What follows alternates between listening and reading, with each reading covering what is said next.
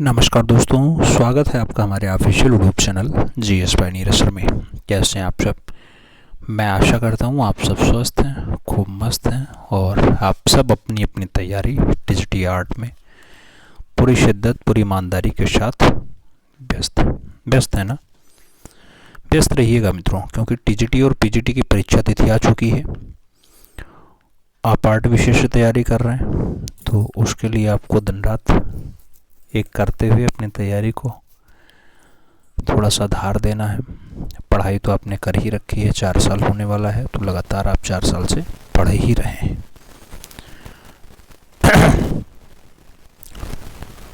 ईमानदारी से लगे रहिएगा। आज होलिका दहन का पावन पर्व भी है। आप सबको होली की पावन शुभकामनाएं। नाना प्रकार के रंगों का त्यौहार है।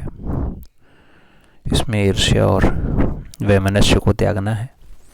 केवल रंग लगाने से काम नहीं चलने वाला है। हिंदू या मुस्लिम के एहसास को मत छोड़िए, अपनी कुर्सी के लिए जज्बात को मत छोड़िए। इस टाइम जो है आप देख रहे होंगे यूजीसी का मामला बहुत तूल पकड़ रहा है और सरकार की ही गलती है। समाज को बांटने का काम सरकार कर रही है, जबकि समाज को जोड़ने का काम शिक्षक करता है। तो आप सब ईमानदारी से अपना काम करिएगा। आप अगर प्राइवेट शिक्षक हैं तब भी करिएगा, और जिस दिन गवर्नमेंट हो जाएंगे उस दिन भी आप समाज को जोड़ने का ही काम करिएगा, सही रास्ता दिखाने का काम करिएगा। मित्रों, समाज में आपसी भाईचारा बहुत ज़रूरी है। त्यौहार तो होते रहते हैं, त्यौहार का केवल एक ही उद्देश्य होता है, समाज में आपसी भाईचारा कैसे बरकरार रहे। चाहे हिंदू हो, मुस्लिम हो, सिख हो, ईसाई हो, सभी के पर्वों का मुख्य उद्देश्य यही होता है। लेकिन लोग उसे अपने हिसाब से जो है परिभाषित कर देते हैं और फिर उसमें उन्माद फैलाने की चेष्टा करते हैं। तो थोड़ा सा सूझबूझ के साथ काम करिएगा। आज की इस क्लास में हम बॉम्बे ग्रुप को समझेंगे और साथ में चित्रकला के 6 सिद्धांतों को देखेंगे। तो सिद्धांत भी समझेंगे और साथ में बॉम्बे ग्रुप भी पढ़ेंगे, और साथ में जो है कुछ क्वेश्चंस भी लेंगे, क्योंकि एमसीक्यूज बहुत ज़रूरी है। परीक्षा में आप ऑफलाइन बैठेंगे, सभी प्रश्न अनिवार्य रहते हैं, तो 125 प्रश्न आपको सॉल्व करने हैं। जितना ज़्यादा हो सके OMR पे काम कर लो, मज़ा आएगा। परीक्षा हाल में बहुत आसानी होगी OMR भरने में, और जब रिवीजन ज़्यादा रहेगा तो क्वेश्चंस भी समझ में आएगा, क्योंकि क्वेश्चंस पढ़ा हुआ अगर आता है तो आप राइट आंसर्स तुरंत दे ले जाते हैं। तो आइए क्लास पे चलते हैं। संयोजन के प्रमुख सिद्धांतों की अगर बात करते हैं तो टोटल 6 सिद्धांत होते हैं। संयोजन के 6 प्रमुख सिद्धांत हैं। आपकी परीक्षा में यही पूछा जाता है कितने सिद्धांत हैं, आपको कहना है 6 सिद्धांत हैं। कौन कौन से हैं? सहयोग है, संतुलन है, प्रभाविता है, सामंजस्य है, लय या प्रवाह है और प्रमाण का सिद्धांत है। बस यही 6 सिद्धांत आपके लिए खूब ज़्यादा लाभकारी साबित होते हैं। 1 से 2 प्रश्न यहाँ से आ जाता है 125 प्रश्नों में। आप जानते हैं कि आपकी परीक्षा में टोटल 125 प्रश्न पूछे जाते हैं, तो उसमें से 1 से 2 प्रश्न आपका पूछे ही लिया जाता है, तो वो ज़रूरी हो जाता है। इसको आपको सॉल्व करना है। आज की जो क्लास होगी मित्रों, मनुष्य अपनी विचारधारा में एक व्यवस्था चलाता है। इसी व्यवस्था को कला की भाषा में प्रबंधात्मक और संयोजन कहते हैं।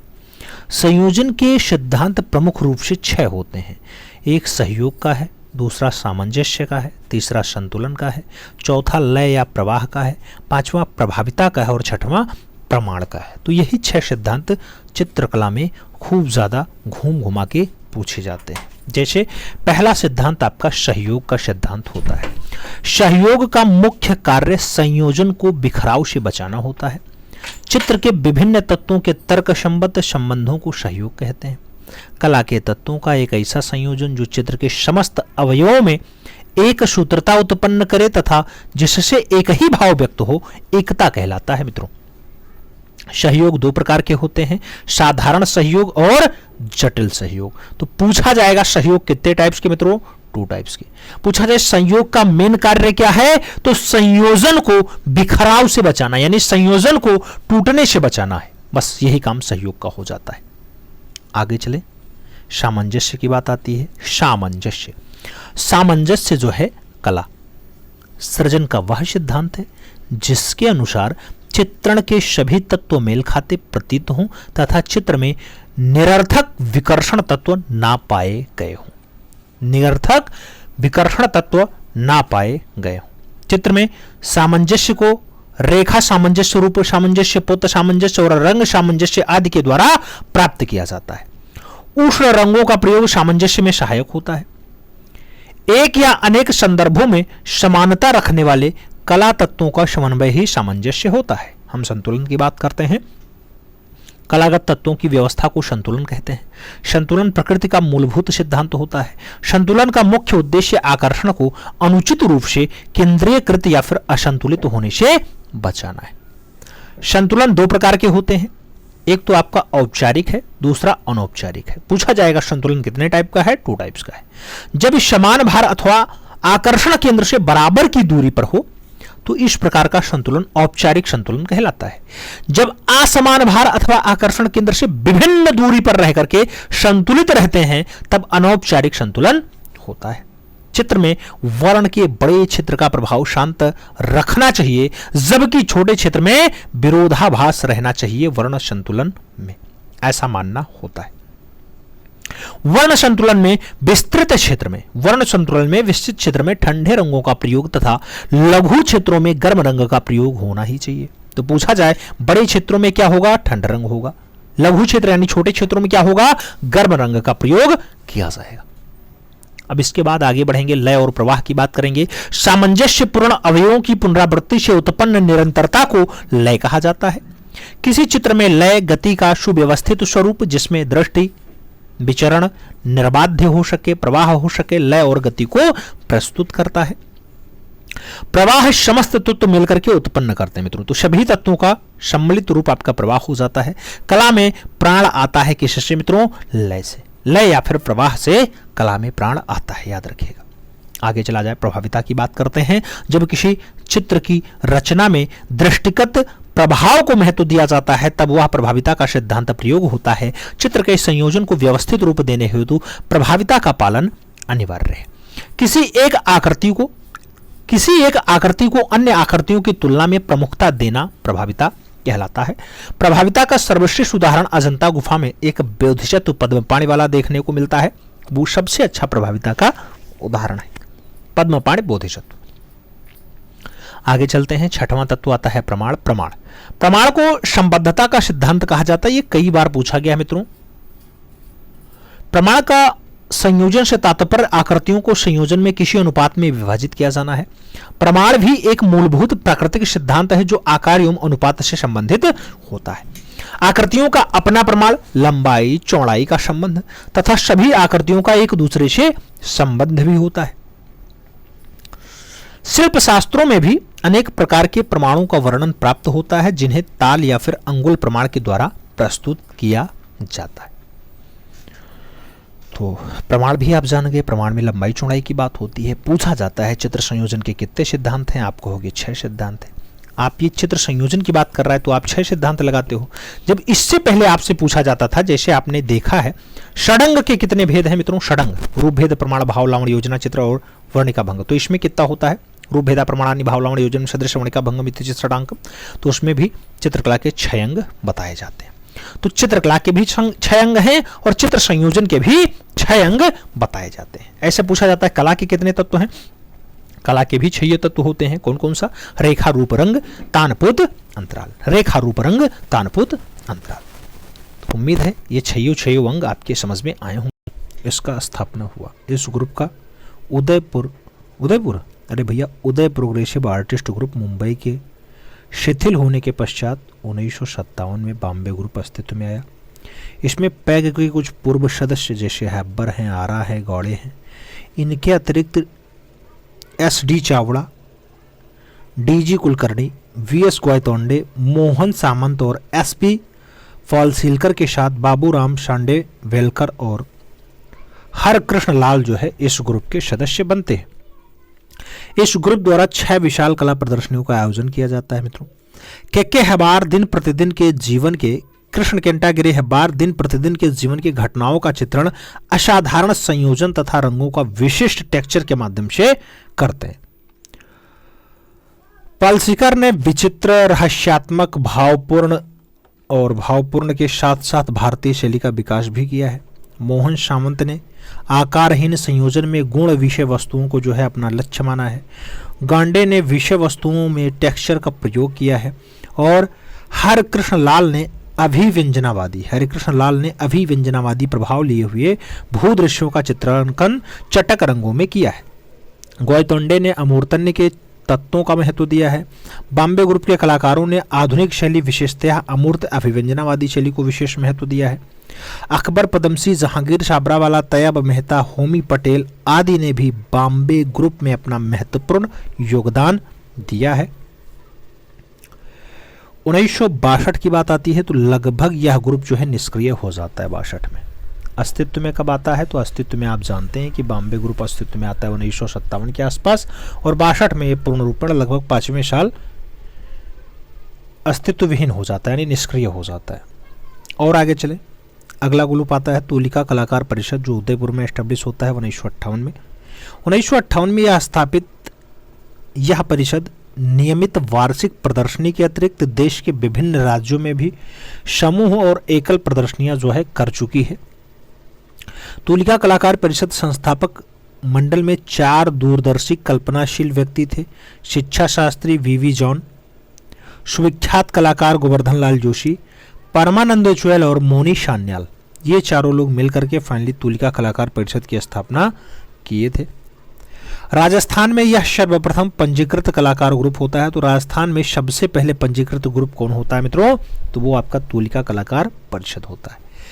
इस ग्रुप का उद्देश्य कलाकारों को एक मंच पर संगठित करना, प्रदर्शनी आयोजित करना, सेमिनार और वैचारिक आदान प्रदान के लिए करना, और उसके साथ जो है कलाकार और दर्शकों में तारतम्य स्थापित करना भी रहा है।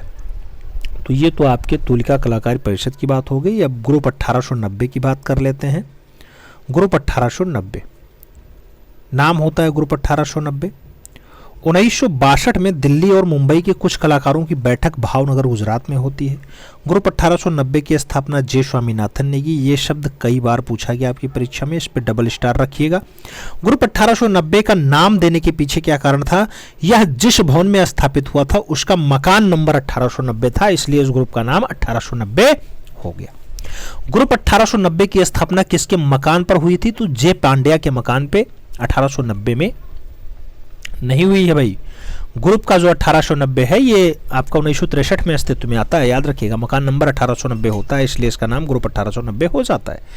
ग्रुप 1890 को अनौपचारिक रूप से औपचारिक रूप से स्वीकृति जो है 1963 में नई दिल्ली में मिल जाती है। ग्रुप 1890 का कैटलॉग अति यथार्थवादी कवि और मैक्सिको के राजदूत ऑक्टेवियो पाज ने किया था मित्रों। ग्रुप 1890 के सदस्यों की प्रथम और अंतिम प्रदर्शनी 1963 ईस्वी में रविंद्र भवन दिल्ली में हुई है, जिसका उद्घाटन पंडित जवाहरलाल नेहरू ने किया था। ग्रुप 1890 में कुल 12 सदस्य शामिल होते हैं मित्रों। 12 सदस्य का नाम आप पहले अच्छे से देखो। 12 सदस्य में कौन कौन होता है? जे स्वामीनाथन होते हैं, जे राम पटेल होते हैं, राजेश मेहरा होते हैं, गुलाम मोहम्मद शेख होते हैं, राघव कनेरिया होते हैं, हेमंत शाह होते हैं, ज्योति भट्ट होते हैं, अंबादास होते हैं, एम रेड्डप्पा नायडू होते हैं, बालकृष्ण पटेल होते हैं, एस.जी. निगम होते हैं और एरिक वोवेन होते हैं। तो यही 12 लोग मिलकर के ग्रुप 1890 की स्थापना करते हैं। अब जे स्वामीनाथन का नाम आप कई जगह देख चुके हैं, तो थोड़ा सा जे स्वामीनाथन के बारे में पढ़ लिया जाए। जे स्वामीनाथन की अगर बात आती है मित्रों, तो इनका कार्यकाल जो है 1928 से 1994 तक होता है। जगदीश स्वामीनाथन का जन्म 21 जून 1928 को शिमला हिमाचल प्रदेश में हुआ था। जे स्वामीनाथन मूलतः तमिल के थे। इनकी जो आरंभिक शिक्षा है ये शिमला में हुई। जे स्वामीनाथन कला शिक्षा दिल्ली पॉलिटेक्निक में सैलोज मुखर्जी और भावेश चंद्र सान्याल के निर्देशन में करते हैं। जीवन के आरंभिक समय में स्वामीनाथन भारतीय कार्टूनिस्ट पार्टी से भी जुड़ जाते हैं। भारतीय कार्टूनिस्ट पार्टी, अरे भारतीय कम्युनिस्ट पार्टी से जुड़ते हैं भाई। 1950 के दशक में स्वामीनाथन ने लेफ्ट पत्रिका में प्रचारक या पत्रकार के रूप में कार्य किया। उसके साथ कला आलोचक के रूप में भी कार्य किया है। तो 1950 के आसपास लेफ्ट पत्रिका में पत्रकार और आलोचक के रूप में जो है कार्य किए हैं। J Swaminathan Indira Gandhi national centre for the art के न्यासी और Indian council for culture relations के मेंबर भी रहे। 1963 ईस्वी में जे स्वामीनाथन के नेतृत्व में कलाकार ग्रुप 1890 की स्थापना हो जाती है। मजदूर आवाज नामक कला पत्रिका का संपादक जे स्वामीनाथन ने किया है। जगदीश स्वामीनाथन ग्राफिक कलाओं के अध्ययन के लिए जो है वारसा यानी पोलैंड भी जाते हैं। जगदीश स्वामीनाथन ने 1966 में दल के प्रचार के लिए कांट्रा पत्रिका का प्रकाशन भी किया है। जे स्वामीनाथन की चित्रकला, मूर्तिकला, ग्राफिक कला, लेखन और पत्रकारिता में जो है समान अधिकार है, यानी इस पे महारत हासिल है। 1890 में जे स्वामीनाथन को भारत भवन भोपाल के रूपांकर संग्रहालय स्थापित करने हेतु भी आमंत्रित किया गया था। भारत भवन आप जानते हैं भोपाल में है, उसका रूपांकन संग्रहालय बनाने के लिए भी बुलाया जाता है। जे स्वामीनाथन ने ओम, स्वास्तिक, कमल, लिंग, सर्प और हाथ के छापा का प्रयोग किया, जिसमें बड़े अक्षरों तथा गहरे तीखे रंगों का गाढ़ा प्रयोग किया गया। जगदीश स्वामीनाथन काल्पनिक ज्यामितीय चित्रण करते थे। इस चित्रों में उन्होंने अंतरिक्ष का या अंतरिक्ष की ज्यामिति भी कहा है, अंतरिक्ष की ज्यामिति भी कहा है।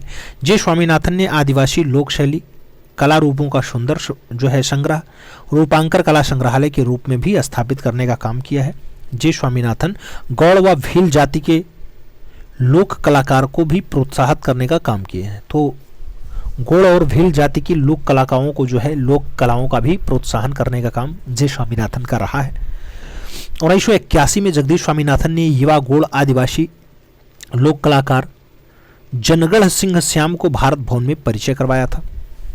यानी परिचय करवाने की बात हो गई बहुत आगे, इनको कई लोगों से परिचय करा दिए, यानी इनका उत्साहवर्धन कर दिए, तो अच्छी बात है। 1982 में जनगढ़ सिंह श्याम को भारत भवन में ग्राफिक आर्टिस्ट की नियुक्ति भी हो जाती है और जनगढ़ सिंह श्याम जो है गौड़ कलाकारों में कागज व कैनवास पे जो है चित्रण करने वाले प्रथम कलाकार बताए जाते हैं। स्वामीनाथन की कलाकृतियों में कैलीग्राफी का प्रभाव देखने को मिलता है। जे स्वामीनाथन के प्रमुख चित्रों में बर्ड एंड माउंटेन की बात है, लिली बाई माई बड़ो की बात है, मैन गम की बात है, अनंत यात्रा की बात है, श्री गणेश की बात है, ट्राइबल सीरीज की बात है, ट्राइबल मोडेप्स की बात हो रही है, वर्ड एंड ट्री की बात हो रही है, माउंटेन सीरीज की बात हो रही है, मिनिएचर पेंटिंग की बात हो रही है और जर्नी वन की बात हो रही है। तो ये सब दृश्य जो है जे स्वामीनाथन के द्वारा बनाया गया है। याद रखिएगा, जे स्वामीनाथन 1994 में दुखद निधन होता है, शांत हो जाते हैं, तो ये बात भी आपको याद रखना है। ये तो नाम जे स्वामीनाथन का हो गया, जो ग्रुप 1890 में संस्थापक सदस्यों के रूप में जाने जाते हैं। आगे चलें, कलाकार का और नाम पढ़ते हैं, जयराम पटेल। इनका जो टाइम पीरियड है वो 1930 से 2016 तक का होता है मित्रों। जयराम पटेल 20 जून 1930 को गुजरात के सोजित्र में फाइनली इनका जन्म हुआ है। जयराम पटेल 1950 से 1955 के मध्य जे स्कूल ऑफ आर्ट्स मुंबई में कला की शिक्षा लेते हैं।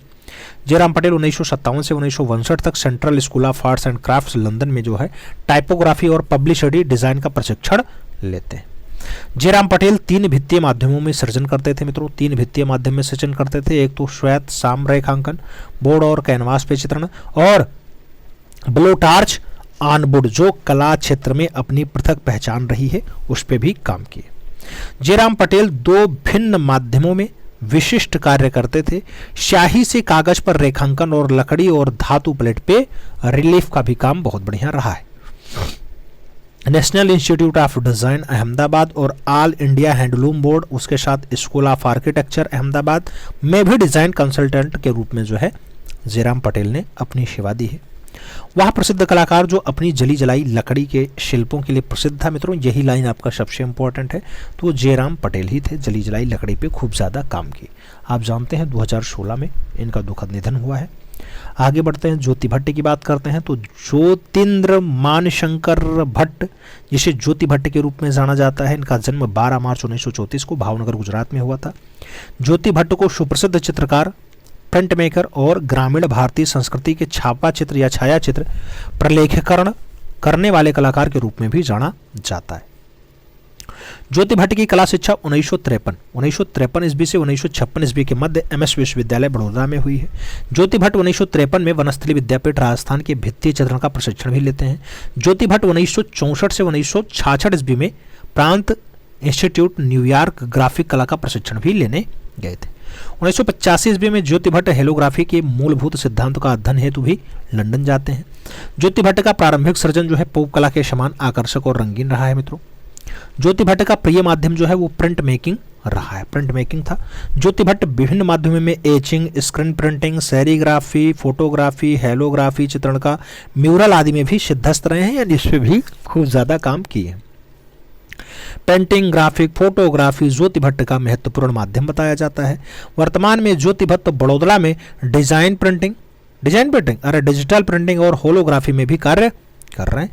ज्योति भट्ट 2019 में भारत सरकार द्वारा पद्मश्री से अलंकृत भी हो चुके हैं।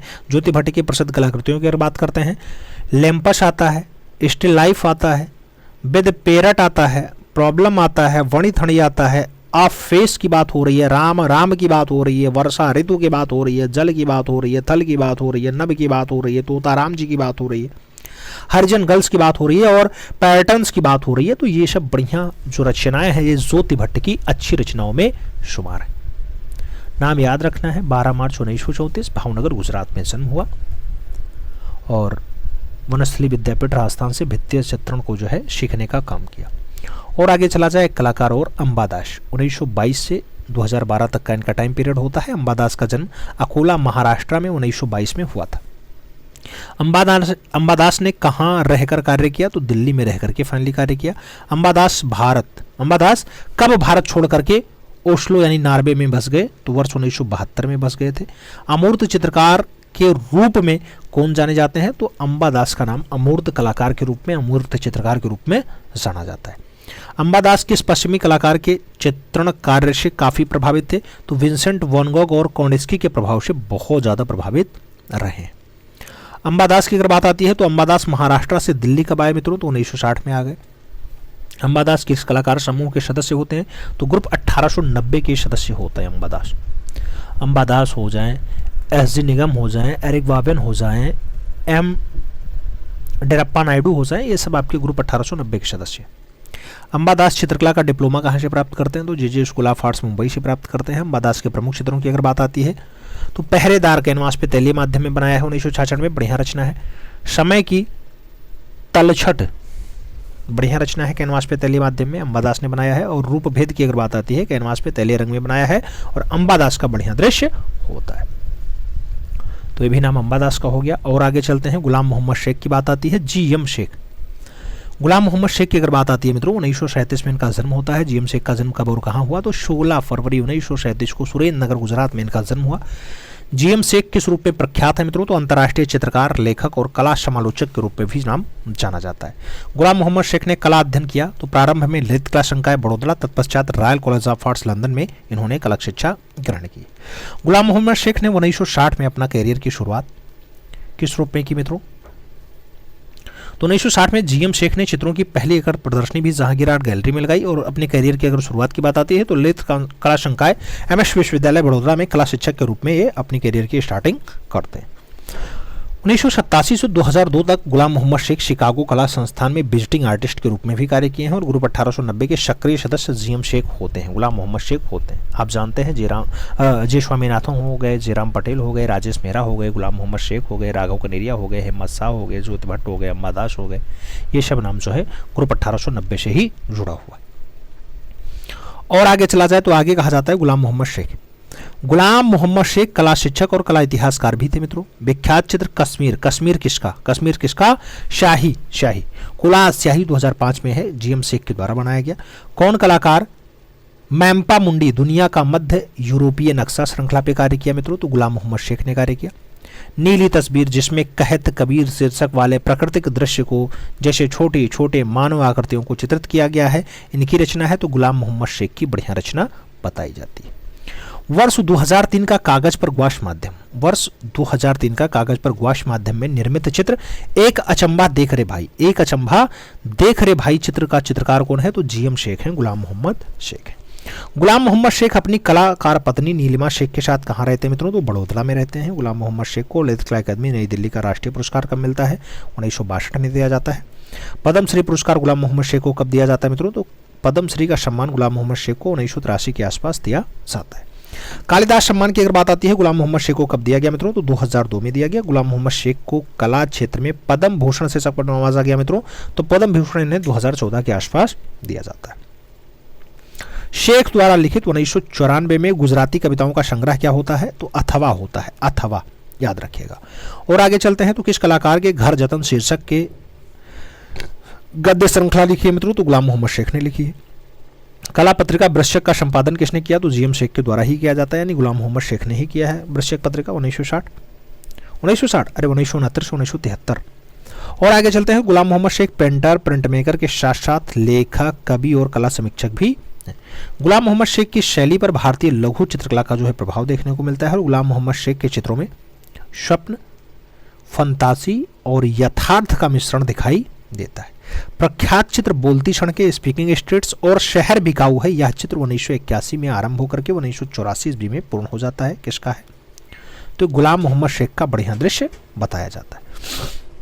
गुलाम मोहम्मद का प्रसिद्ध चित्र जो है शहर बिकाऊ है मित्रों, विक्टोरिया एंड अल्बर्ट संग्रहालय लंदन में सुरक्षित रखा है, शहर बिकाऊ है। इसके साथ केंद्र में किस फिल्म को दर्शाते हुए दर्शाया गया इसमें? तो मित्रों शहर बिकाऊ है, इसमें जो है सिलसिला फिल्म को फाइनली मध्य बिंदु के रूप में दर्शाने का प्रयास किया गया। शेख ने अपने किस चित्र को गुजरात के दंगों से प्रेरित होकर के बनाया था? तो शहर बिकाऊ है गुजरात के दंगों से प्रेरित होकर के दर्शाया था। मेघदूत की अगर बात आती है 1988 कैनवास पे तैले रंग में दृश्य है, जीएम शेख के द्वारा बनाया गया मेघदूत दृश्य, याद रखिएगा। प्रसिद्ध चित्र निहारिका का चित्रकार कौन है मित्रों? तो जीएम शेख यानी गुलाम मोहम्मद शेख ही निहारिका के रचनाकार बनते हैं। गुलाम मोहम्मद शेख का चित्र the tree of life canvas पर तैलीय रंग का है, कहाँ सुरक्षित है मित्रों? तो बडेरा आर्ट गैलरी नई दिल्ली में यह आपका देखने को मिल जाता है। तो ये नाम भी आपका जीएम शेख का भी बहुत इंपॉर्टेंट है, आपको हर हाल में याद रखना होगा। अब अगर आगे चला जाए तो आगे हम चलते हैं और टखमड़ 28 या फिर उदयपुर 1959 की बात हो तो 28 कलाकारों के समूह को 28 फरवरी को हिंदी वर्णमाला के किसी एक अक्षर का उच्चारण किया गया। टा खा माड़ा 28 में लॉटरी पद्धति से एक एक करके 4 अक्षर उठाए गए और इस प्रकार टा खा माड़ा अक्षर निकला। 8 कलाकारों के समूह को 28 तारीख को टखमड़ 28 नाम दे दिया गया। तो मित्रों 28 तारीख थी इसलिए इसका नाम टखमड़ 28 हो जाता है। लॉटरी पद्धति से फाइनली इसका नाम होता है टखमड़, ये याद रखिएगा। टखमड़ 28 उदयपुर के अतिरिक्त जयपुर, नई दिल्ली, कोलकाता, हैदराबाद, चेन्नई, मुंबई आदि स्थानों पर समूह तथा सदस्यों की एकल प्रदर्शनी आयोजित हो चुकी है या कर चुका है। चित्रकला, मूर्तिकला, छापाकला शिविर टखमड़ के चित्रों में या टखमड़ के तत्वावधान में ही हो चुके हैं। लक्ष्मीलाल वर्मा, सुरेश शर्मा, विद्याधर उपाध्याय, रघुनाथ शर्मा, शबीब हसन काजी, ललित शर्मा आदि संस्थापक सदस्य जो है टखमड़ के होते हैं। तो ये नाम भी आपको याद रखना होगा। और आगे चला जाएगा तो एक ग्रुप और आता है प्रोग्रेसिव आर्टिस्ट ग्रुप, जो पैग है ये जयपुर वाला 1970 में एस्टेब्लिश आता है। इस ग्रुप का प्रमुख उद्देश्य ऐसे कलात्मक वातावरण का निर्माण करना था जिसका सांस्कृतिक ऐतिहासिक महत्व था। इस ग्रुप के संस्थापक सदस्यों में मोहन शर्मा, डॉक्टर कन्हैया लाल वर्मा और आरबी गौतम प्रमुख बताए जाते हैं। इस ग्रुप द्वारा 1971 में भारत पाक युद्ध के समय पोस्टर और व्यंग्य चित्र जो है निःशुल्क बनाए गए थे। प्रोग्रेसिव आर्टिस्ट ग्रुप जयपुर के सदस्यों द्वारा सामूहिक प्रदर्शनी माउंट आबू, बीकानेर, चूरू, अजमेर, नई दिल्ली, मद्रास, मुंबई, जयपुर आदि स्थानों पर भी कर चुके हैं। 1982 में भूरी सिंह शेखावत के चित्रों की प्रदर्शनी का आयोजन प्रोग्रेसिव आर्टिस्ट ग्रुप जयपुर में ही किया गया था। तो ये बात भी आपको याद रखना है। आगे चला जाए, कलावृत्त जयपुर की बात आती है मित्रों। कलावृत्त की अगर बात आती है तो 1970 के आसपास का है। कालांतर में कलावृत्त नामक कला पत्रिका का प्रकाशन 1975 ईस्वी में प्रारंभ किया गया। कलावृत्त के संस्थापक सदस्यों में डॉक्टर एम के शर्मा, सुमहेंद्र वीरेंद्र कुमार शर्मा, सत्यनारायण शर्मा, रमेश ग्रामीण और कमल प्रसाद मिश्र के साथ साथ पुरुषोत्तम शर्मा, वीरेंद्र पाटनी, रमेश अरोड़ा आदि रहे हैं। इस ग्रुप द्वारा जयपुर, चंडीगढ़, दिल्ली आदि स्थानों पर समूह का एकल प्रदर्शनी का आयोजन किया गया। इसके अतिरिक्त अखिल भारतीय कला प्रदर्शनी भी आयोजित की गई। यह ग्रुप मूर्तिकला के विकास में अधिक रुचि ले रहा है। प्रतिवर्ष अखिल भारतीय मूर्तिकला शिविर के आयोजन में भी इसका खास योगदान होता है। इस ग्रुप द्वारा रविन्द्रनाथ ठाकुर की प्रतिमा रविंद्र मंच के सामने तथा न्याय देवी की प्रतिमा सत्र न्यायालय परिसर में भी स्थापित की जा चुकी है। तो ये तो बात आपके कलावृत्त जयपुर की हो गई। आगे बढ़ें, आज उदयपुर की बात कर लेते हैं। 1979 इस ग्रुप की स्थापना का मूल उद्देश्य समकालीन भारतीय कला के क्षेत्र में कार्यरत स्थानीय कलाकारों को कला जगत में स्थापित करना है। आज उदयपुर में शैल चोयल, सुरजीत चोयल, भानु भारतीय, वसंत कश्यप, किरण मुंडिया, प्रभा शाह, त्रिलोक श्रीमाली और अब्बास बटलीवाला आदि प्रमुख सक्रिय सदस्य होते हैं। इस ग्रुप की कला गतिविधियों के संचालन हेतु जयपुर नहीं उदयपुर शहर के मध्य एक हवेली जो है क्रय किया गया यानी खरीदा गया, जहां थिएटर, चित्रशाला और ग्राफिक स्टूडियो को एस्टेब्लिश किया गया, स्थापित किया गया। राष्ट्रीय स्तर पर अनेक कार्यशालाएं, सेमिनार, सिंपोजियम आयोजित किए गए। इसमें मोलेला कला शिविर, श्रमिक शिविर और म्यूरल शिविर जो है ज़्यादा उल्लेखनीय बताए जाते हैं। तो ये आपका आज उदयपुर वाला हो गया। अब आगे चलते हैं, आकार अजमेर की बात करते हैं। आकार अजमेर 1991। तो इस ग्रुप के संस्थापक सदस्यों में अनुपम भटनागर, सुभाष कुलहेरी, एल.एस. राठौर, प्रहलाद शर्मा, अमित राजवंशी और अनिल मोहन पुरिया हैं। आकार कलाकार समूह प्रतिवर्ष जयपुर और देश के विभिन्न प्रांतों में कला प्रदर्शनी आयोजित करता है। इसमें कुछ उल्लेखनीय कलाकार समूह उत्तर प्रदेश कलाकार संघ, संस्थापक सदस्य प्रणय रंजन राय, ब्रजमोहन जिज्जा, सुकुमार बोस, जय नारायण, रणवीर सक्सेना, आंध्र ग्रुप के प्रमोद चटर्जी और उनके शिष्य आनंद मोहन शास्त्री भी होते हैं। मद्रास ग्रुप के देवी प्रसाद राय चौधरी और केरल ग्रुप में आदि महत्वपूर्ण आते हैं और इसको जो है आगे बढ़ाने का काम करते हैं आकार को। और आगे चला जाए तो मद्रास चोलमंडलम कला परिषद की बात आती है। 1966 में मद्रास के कलाकार प्रभाववाद के पश्चात अभिव्यंजनावाद से प्रभावित होते हैं। 1944 में स्थापित प्रोग्रेसिव पेंटर्स एसोसिएशन तथा 1946 में स्थापित south Indian society of painters ने भी कलाकारों को जो है समुदाय में बांट दिया है या बांधे रखा है। और आगे चला जाए मित्रों तो आगे कहा जाता है पनिक्कर ने हस्तशिल्प संघ की स्थापना की है। चोलमंडलम आर्टिस्ट ब्लज की स्थापना किस कलाकार ने की? तो केसीएस पनिक्कर के द्वारा किया गया। चोलमंडलम आर्टिस्ट ब्लज की स्थापना कब और कहाँ हुई? तो 1966 में चेन्नई में हुई और 9 किलोमीटर दूर इंज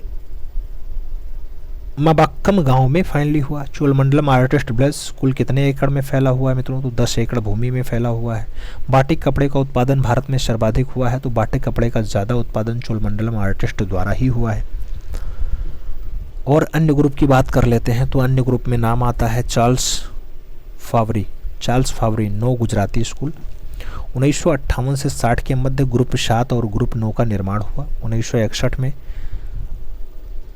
अननोन ग्रुप का भी जो है स्थापना हो जाता है। 1967 में ग्राफिक कलाकारों ने ग्रुप 8 की भी स्थापना की। 1963 में यह ग्रुप 1890 सर्वाधिक चर्चित ग्रुप रहा और फिर याल नामक ग्रुप के सामने आने की बात कही जा रही है। नमस्कार दोस्तों, स्वागत है आपका हमारे official YouTube channel GS by Neeraj sir में। कैसे हैं आप सब? मैं आशा करता हूँ स्वस्थ होंगे, मस्त होंगे और आप सभी लोग अपनी तैयारी में पूरी ईमानदारी के साथ व्यस्त होंगे। तैयारी आप सब ट्रेंड ग्रेजुएट टीचर आर्ट की कर रहे हैं तो आप उसकी तैयारी में व्यस्त हैं मित्रों। व्यस्त रहिएगा मित्रों। आप जानते हैं कि आपके TGT आर्ट पेपर में 125 प्रश्न पूछने की परंपरा है। 120 मिनट का समय दिया जाता है। सभी प्रश्न अनिवार्य हैं और माइनस मार्किंग का कोई प्रावधान नहीं है। कट ऑफ थोड़ा सा ज़्यादा जाता है, इसलिए अब आपको ज़्यादा मेहनत करने की आवश्यकता है। पहले कट ऑफ नॉर्मल रहता था तो बहुत आसान था। अब कट ऑफ मित्रों आपका 120 से नीचे अगर सोच रहे हैं तो वो आप गलत सोच रहे हैं। याद रखना है क्योंकि वैकेंसी बहुत कम है और आपको ज़्यादा से ज़्यादा नंबर लाना होगा, तब जाके काम बनने वाला है। तो अभी तक हमने आपकी इस परीक्षा को आसान करने के लिए अभ्यास पेपर चलाया, प्रैक्टिस पेपर चलाया। अब इस टाइम परीक्षा से पहले परीक्षा की बात हो रही है और परीक्षा से पहले परीक्षा का 7 क्रम हो चुका है। आपने नहीं देखा है देख लीजिएगा, लिंक डिस्क्रिप्शन बॉक्स में भी पड़ी है। ये आज परीक्षा से पहले परीक्षा का 8वां क्रम है। हूबहू परीक्षा जैसा ही पेपर मिलेगा। 125 प्रश्न रहेंगे, 120 मिनट आपको समय मिलेगा। आप अपना OMR शीट उठा के बैठिएगा। अपनी तरफ से हम 100% प्योर आंसर्स की देने का प्रयास करेंगे। क्वेश्चंस 125 ही रहेंगे, लेकिन आपको कम से कम 400 क्वेश्चंस की यहाँ जानकारी मिलेगी। 300-400 क्वेश्चंस आराम से तैयार होंगे।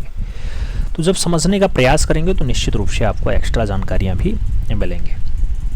पेन पेपर उठा लीजिए, आज से शारदीय नवरात्र भी स्टार्ट हो रहा है। तो आदि शक्ति जगत जननी माँ जगदम्बा के पावन चरणों में प्रणाम करते हुए आप सभी के लिए विशेष शुभकामनाओं का ही आशीर्वाद लेंगे और माता रानी सभी पे अपनी निरंतर कृपा दृष्टि बनाए रखें, बस इसी कामना के साथ क्लास शुरू करेंगे। पहला क्वेश्चन आपसे कह रहा है 9 जनवरी 2023 को भारत के किस छापा कलाकार का निधन हो गया? नाम ललित मोहन सेन का है, चंचल बनर्जी का है, सनतकर और सोमनाथ होर का नाम दिया गया।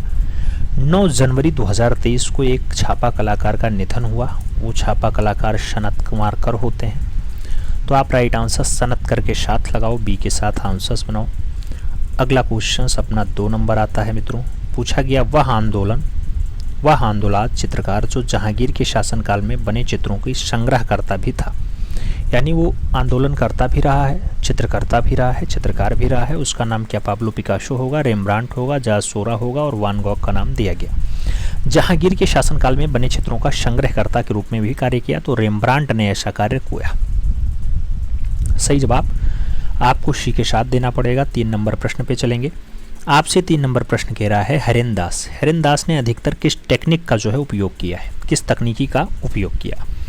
एचिंग और एक्वांटेड का नाम है, वुड एंग्रेविंग का नाम है, सेरीग्राफी का नाम है और सभी का नाम दिया गया। चित्रकार हैं हरेंदास मित्रों। इन्होंने जो है सेरीग्राफी में भी काम किया, वुड एंग्रेविंग में भी काम किया और एचिंग में भी और एक्वांटेड में भी कार्य किया। इसलिए आप यहाँ राइट आंसर्स डी के साथ लगा लो। All of these is the right answers बना लो।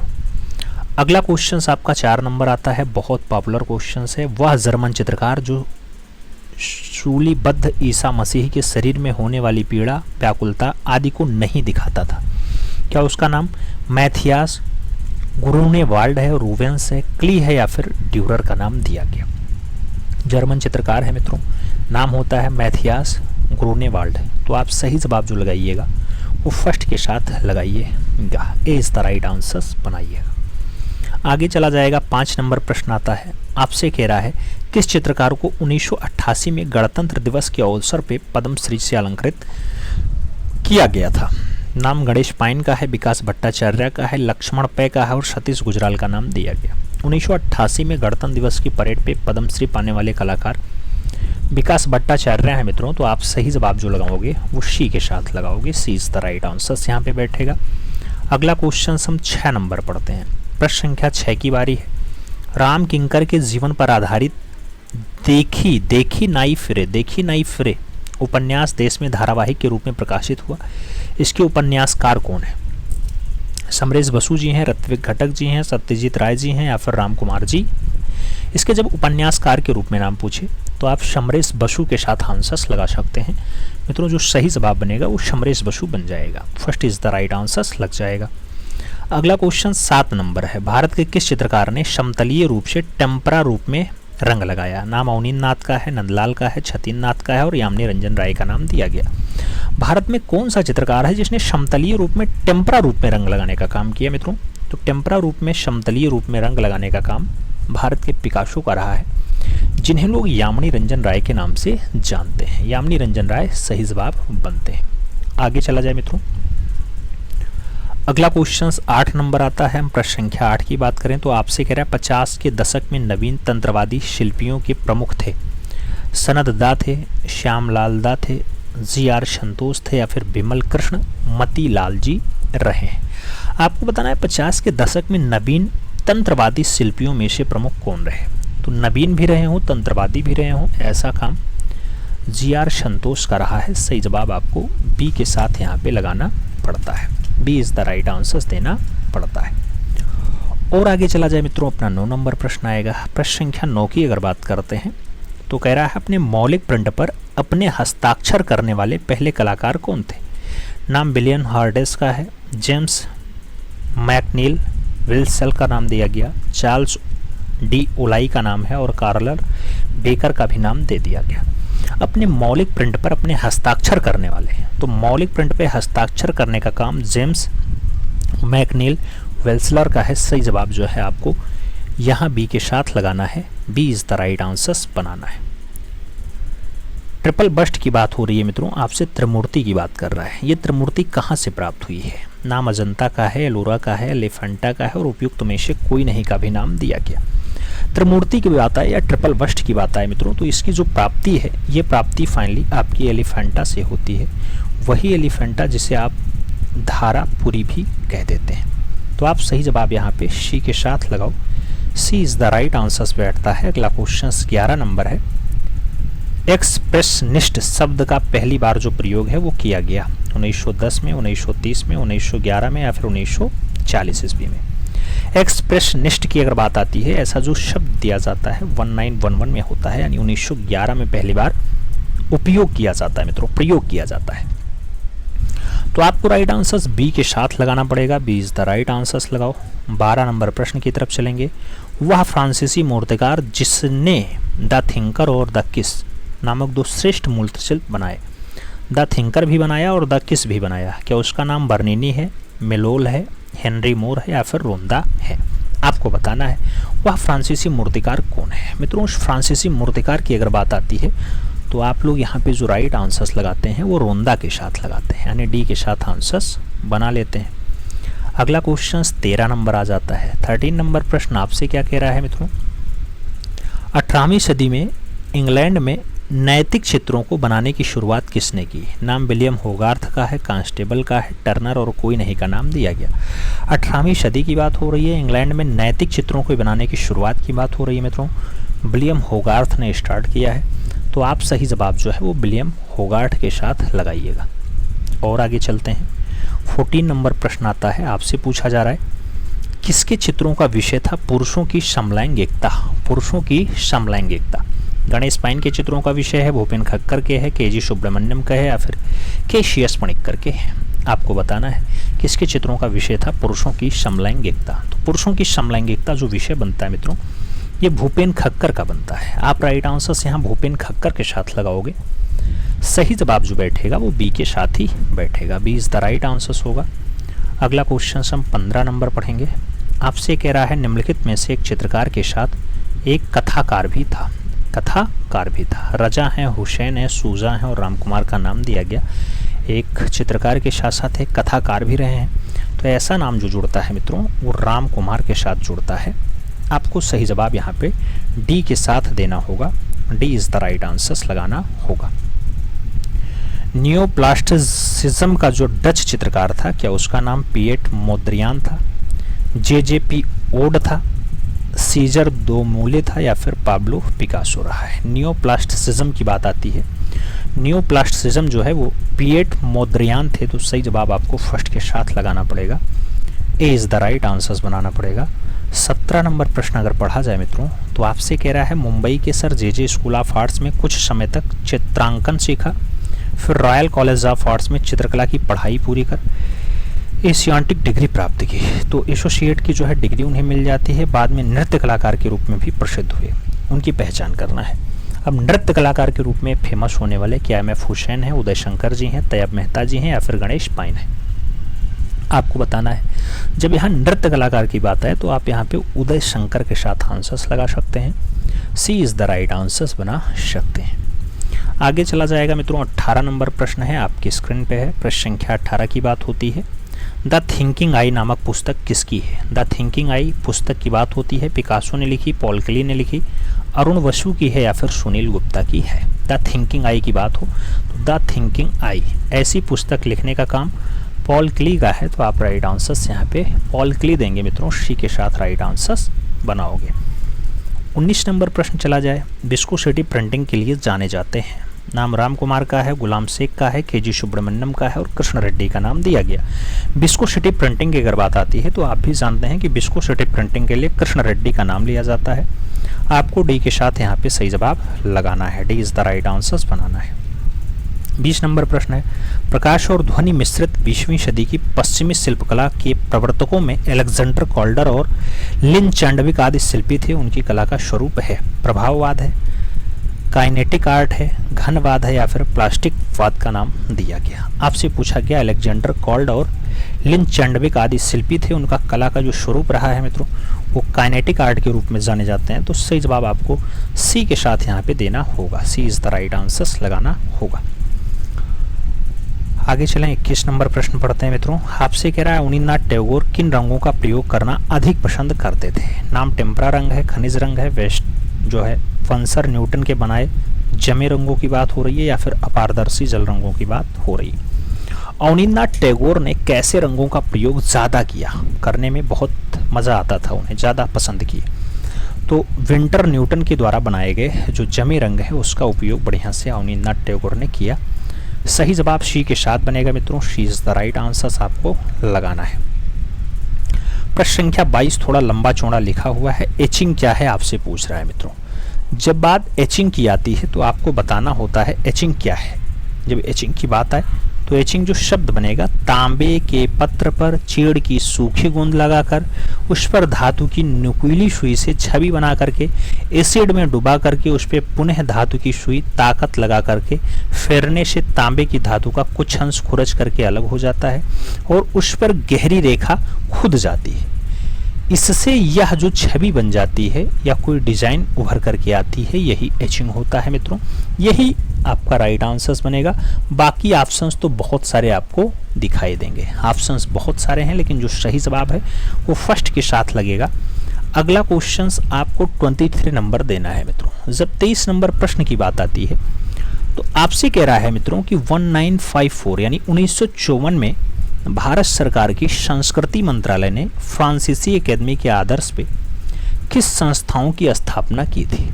ऑप्शंस दिया गया मित्रों। संगीत नाटक और साहित्य अकेदमी के साथ ललित कला अकेदमी की स्थापना हुई।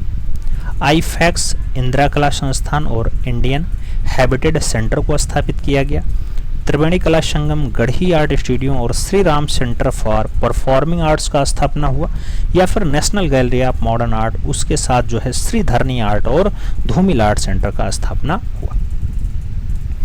मित्रों, भारत सरकार और संस्कृति मंत्रालय ने फ्रांसीसी एकेडमी के आदर्श पे जो संस्थाएं स्थापित की हैं उन संस्थाओं में संगीत नाटक एकेडमी है, साहित्य एकेडमी है और ललित कला एकेडमी है। तो जो सही जवाब बनेगा वो आपका फर्स्ट के साथ बनेगा, ए इज द राइट आंसर आपको यहाँ पे लगाना पड़ेगा।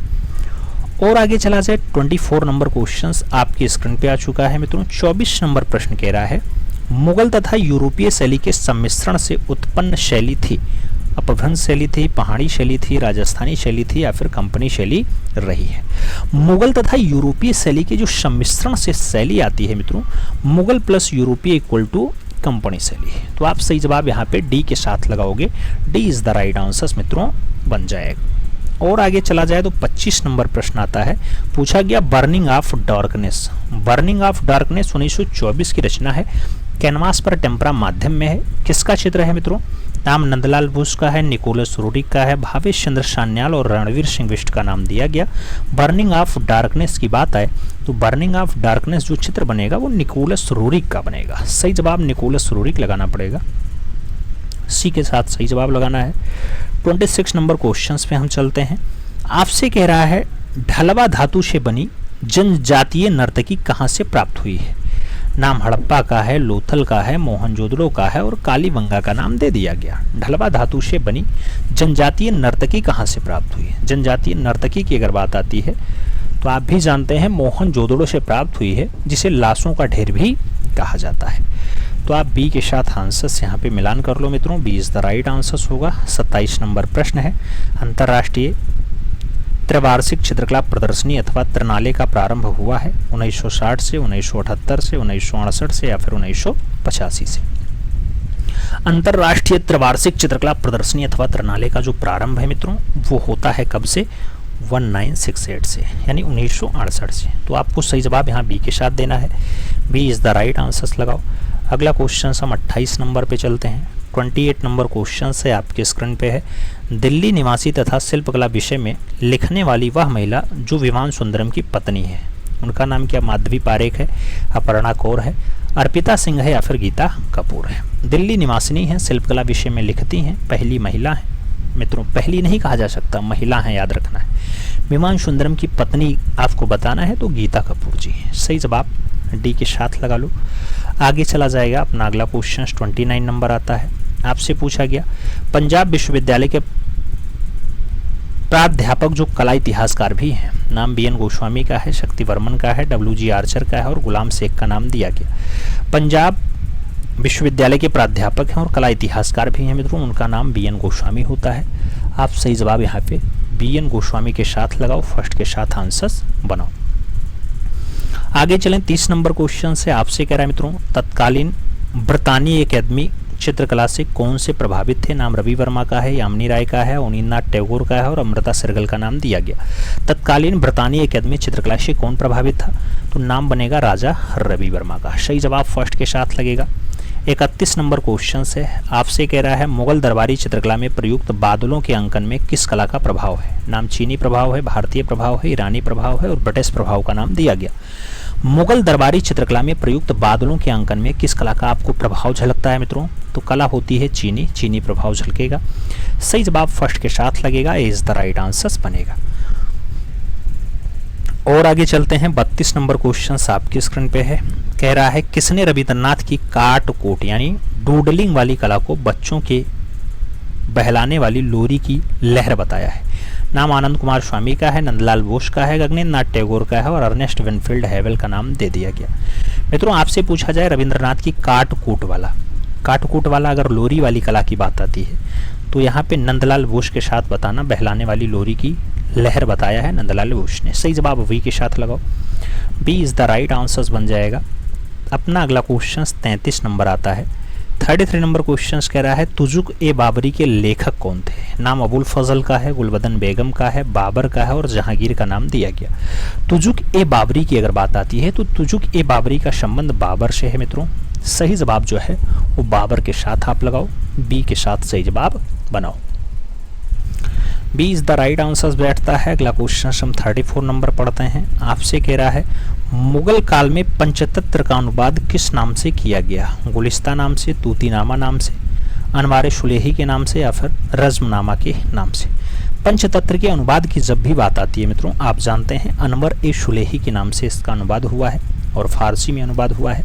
आप सही जवाब वी के साथ लगाना, B is the right answer आपका बैठ जाएगा। अगला क्वेश्चन है 35 नंबर प्रश्न है। आपसे कह रहा है, चित्रकला के जिस स्थान या संस्थान मुगल का बीजारोपण अकबर ने किया था वह किसके समय में पूर्ण यौवन और विकास को प्राप्त करता है?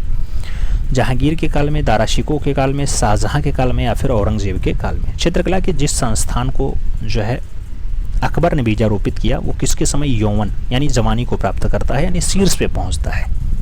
तो मित्रों, चित्रकला का शीर्ष काल जहांगीर का काल है। सही जवाब आप जहांगीर लगाओ, उसी का पुत्र सलीम सही जवाब बनेगा। आगे चलें 36 नंबर क्वेश्चन आता है। आपसे कह रहा है, किसके चित्रों की पहली प्रदर्शनी 1930 ईस्वी में पेरिस में आयोजित हुई? नाम रवि वर्मा है, अवनींद्रनाथ टैगोर है, अमृता शेरगिल है और रविंद्रनाथ टैगोर का नाम दिया गया। किसके चित्रों की पहली प्रदर्शनी 1930 ईस्वी में पेरिस में आयोजित हुई? जब पेरिस में चित्रों की प्रदर्शनी की बात आती है तो आप रविंद्रनाथ टैगोर के साथ आंसर्स लगाते हैं। रविंद्रनाथ टैगोर आप जानते हैं लाफिंग फिश रचना बहुत बढ़िया बनाते हैं, राजहंस रचना बहुत बढ़िया है, ट्रीज रचना बहुत फेमस है, मिलहेड रचना बहुत फेमस है, मैन राइडिंग अडंकी की बात हो या सफ़ेद धागे की बात हो, मशीन मैन की बात हो, ये सब बाबा रविंद्रनाथ टैगोर की रचनाएं हैं मित्रों। बहुत बढ़िया बढ़िया रचनाएं हैं, आप जानते हैं 2500 से ज़्यादा चित्र रविंद्रनाथ टैगोर ने बनाए थे। अगला क्वेश्चन 37 नंबर आता है। प्रेमचंद्र के सुपुत्र और कहानी पत्रिका के संपादक जो एक कुशल चित्रकार भी थे, नाम श्रीपत राय है, रघुचंद्र है, सहोदर राय है या फिर प्रकाश चंद्र का नाम दिया गया। प्रेमचंद्र के सुपुत्र हैं मित्रों और कहानी पत्रिका के संपादक भी हैं। उनका जो नाम जुड़ता है वो नाम किसके साथ जुड़ता है?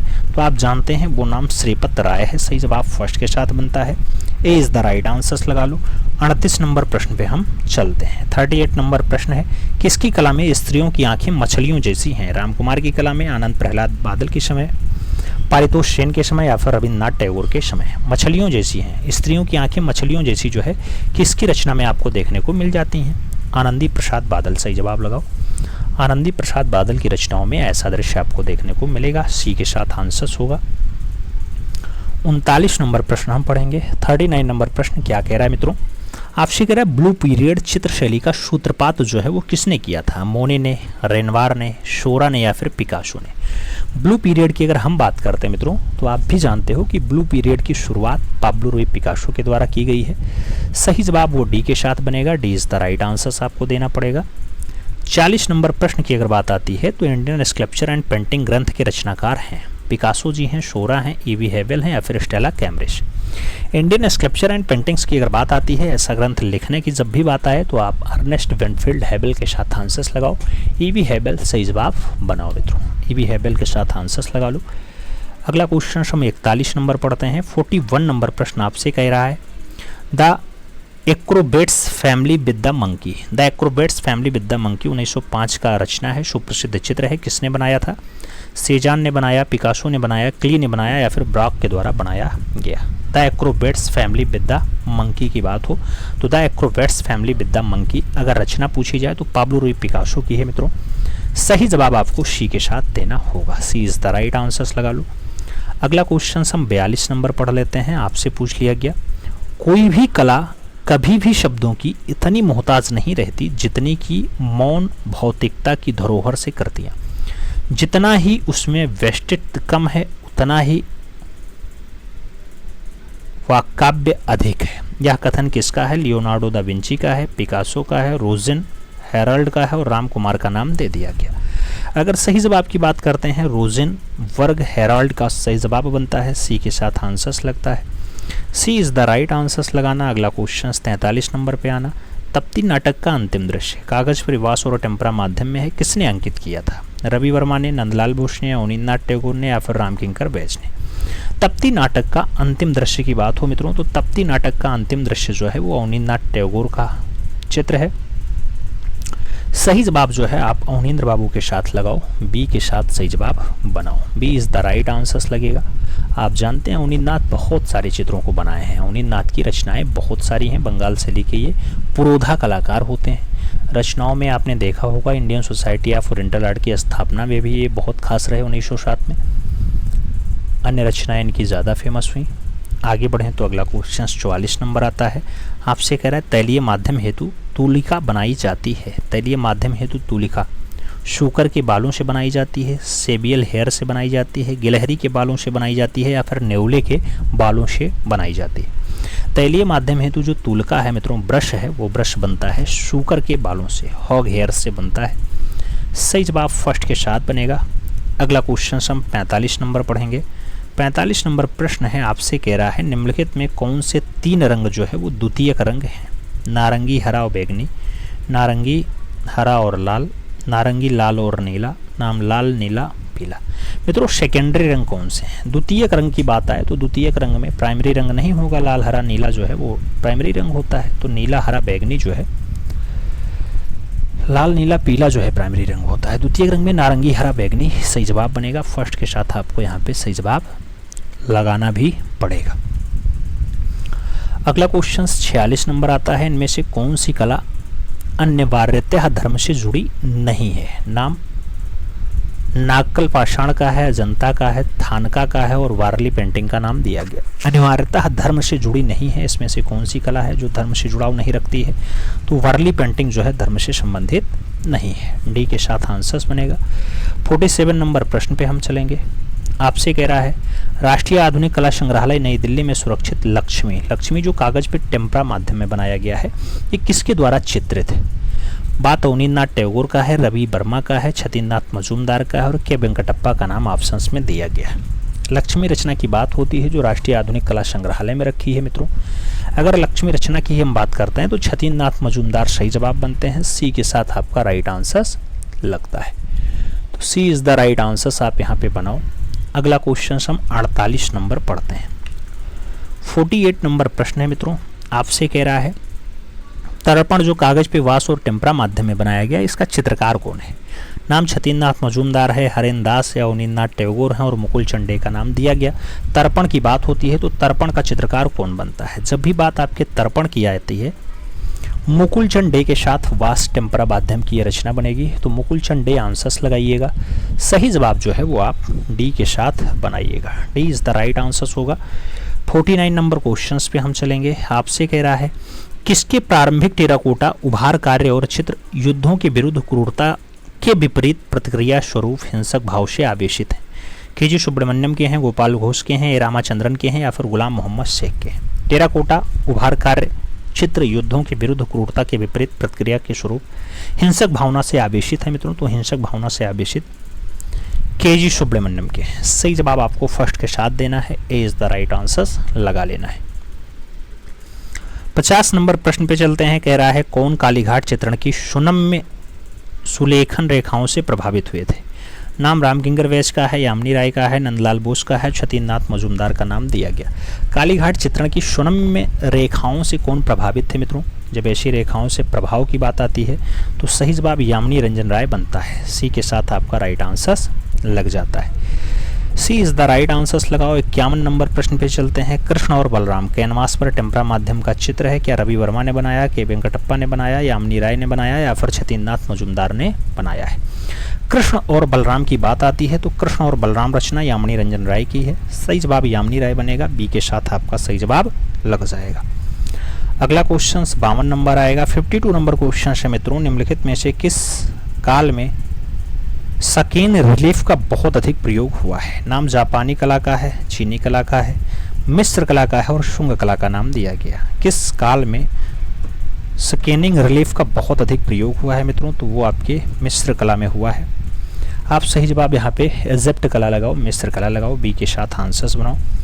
53 नंबर क्वेश्चंस पे चला जाए तो आपसे कह रहा है अजंता की किस गुफा के गर्भगृह के मध्य धर्मचक्र प्रवर्तन मुद्रा में बुद्ध की प्रतिमा मिल जाती है?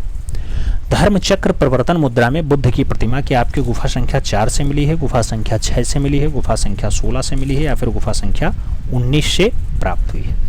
मित्रों धर्मचक्र प्रवर्तन मुद्रा की जब भी बात आए तो आप जो सही जवाब लगाइएगा वो सही जवाब आपका बनेगा फाइनली ए के साथ, 4 नंबर के साथ। सही जवाब फर्स्ट के साथ लगाओ, ए इज द राइट आंसर्स बनाओ मित्रों। अगला क्वेश्चन आप देखते हैं।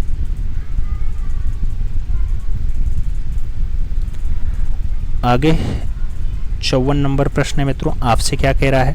मिर्जापुर क्षेत्र की किन पहाड़ियों पर प्रागैतिहासिक गुफा चित्र मिलते हैं? नाम श्यामला पहाड़ी का है, कबरा पहाड़ी का है, कैमूर पहाड़ी का है और अरावली पहाड़ी का नाम दिया गया। मिर्जापुर क्षेत्र में किन पहाड़ियों पे प्रागैतिहासिक गुफा चित्र मिल जाते हैं मित्रों? तो उस पहाड़ी का नाम कैमूर पहाड़ी श्रृंखला होता है। सी के साथ आंसर्स बनता है। आगे चला जाएगा अपना अगला क्वेश्चन 55 नंबर आता है। पूछ लिया गया मित्रों महामाहिस का चित्र 10 फीट लंबा और 6 फीट चौड़ा कहाँ अंकित है? नाम मिर्जापुर की कैमूर पहाड़ी है, होशंगाबाद की आदमगढ़ पहाड़ी है, भीमबेटका की पहाड़ी है और सतपुड़ा की पहाड़ी का नाम दे दिया गया है। आपसे महामाहिस का चित्र पूछा जा रहा है तो महामाहिस की रचना जो है होशंगाबाद की आदमगढ़ पहाड़ी में है। बी के साथ आंसर्स लगेगा। आगे चलेंगे अपना 56 नंबर प्रश्न सॉल्व करेंगे। गायिकाएं अथवा संगीत मंडली बाघ की किस गुफा के सामने चित्रित है? 3 नंबर गुफा, 5 नंबर गुफा, 4 नंबर गुफा, 6 नंबर गुफा। गायिकाओं की बात होती है मित्रों तो गायिकाओं का अंकन आपके बाघ गुफा में है और बाघ गुफा में 4 नंबर पे है। तो आप सही जवाब बी के साथ लगाओ, B is the right answers बनाओ। 57 नंबर प्रश्न की बात करते हैं। पूर्व मध्यकालीन कला पाल जैन में कौन सी विशेषता नहीं है? चित्रों में लय और गतिपूर्ण अभाव है, चित्र लय और गतिपूर्ण है, चित्रों में भाव का पूर्ण अभाव है या फिर उपयुक्त सभी। पूर्व मध्यकालीन कला जैन पाल में कौन सी विशेषता आपको नहीं दिखाई देती है? तो चित्रों में भावों का पूर्ण अभाव जो है ये नहीं दिखाई देता है, बाकी सभी है। तो सही जवाब जो है वो सी के साथ आपको यहाँ पे बनाना पड़ेगा, सी इज द राइट आंसर्स देना पड़ेगा। 58 नंबर प्रश्न है। किशनगढ़ शैली में नायिका के रूप में कौन सी चित्रित हैं? राधा है, बनी ठनी है, उमा है या फिर ललिता का नाम दिया गया। किशनगढ़ शैली में नायिका के रूप में कौन चित्रित है? तो नायिका के रूप में जिसका चित्रण आता है वो बनी ठनी है मित्रों। सही जवाब आपको बनी ठनी के साथ देना है, B is the right answers लगाना है। 59 नंबर क्वेश्चन आपके स्क्रीन पे ये रहा। पूछा गया जयपुर के चित्र किस शैली में है? नाम मुगल का है, पहाड़ी का है, कछवाहा का है और कंपनी का नाम दिया गया। जयपुर के जो चित्र हैं वो किस शैली में है? जब शैली की बात आए तो आपको यहाँ पे कछवाहा शैली के साथ आंसर्स देना होगा। B is the right answers finally बनाना होगा।